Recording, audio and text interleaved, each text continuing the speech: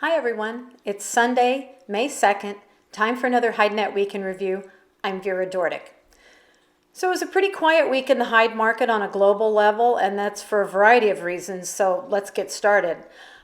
Looking at Europe first, editor Andrea Guolo says that things were relatively calm and most prices were confirmed from last week, but there were a few places that saw increases. In the UK, Andrea says that last week's price of £1.30 per kilo for the best 36 plus was confirmed, but that there is upward pressure, and that's largely being driven by the increases on the continent. In Ireland, prices are similar, but in both cases, during the coming weeks, attention is going to be on the quality of the hides being produced.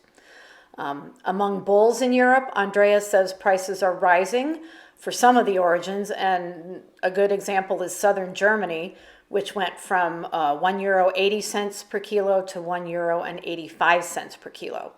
Sellers are asking for more in general, and thanks to orders for automotive and upholstery, some other origins went up as well. In the European cow market, there really weren't any changes with the exception of the Northern European market, which managed to add a few cents to sale prices.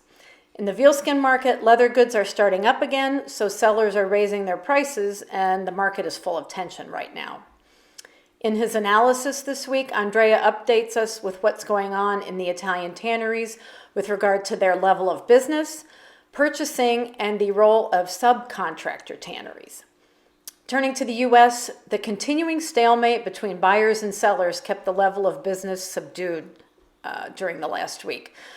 Nonetheless, pressure led some sellers to start compromising, and while some steer sales took place at steady prices, others softened a bit.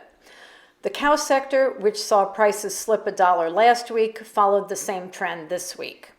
And while most think there's going to be some general correction in the market, no one expects any dramatic decline. After a few weeks of holding steady, trading in Texas steers lost $1 this past week.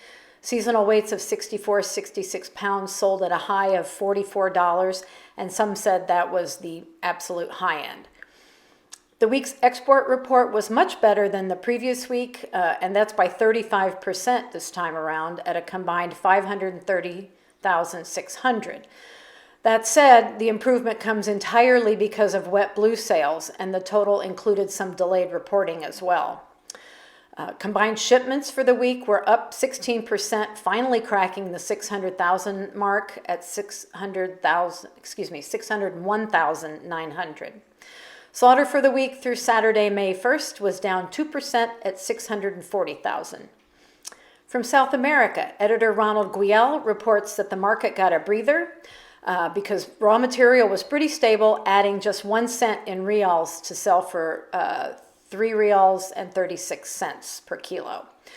This let sellers hold TR1 prices steady again at $1.15 per square foot.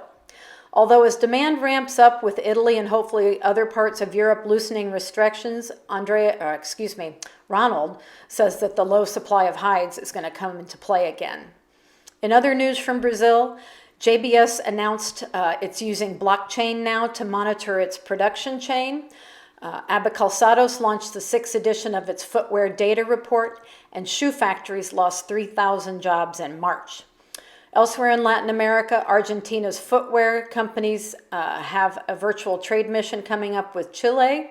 Mexico's CICEG projects a recovery of up to 8% with school shoes coming into play. And Uruguay's leather exports are gaining some momentum this year, especially in the first quarter. So that's all we have for today, and until next week, good night from HideNet.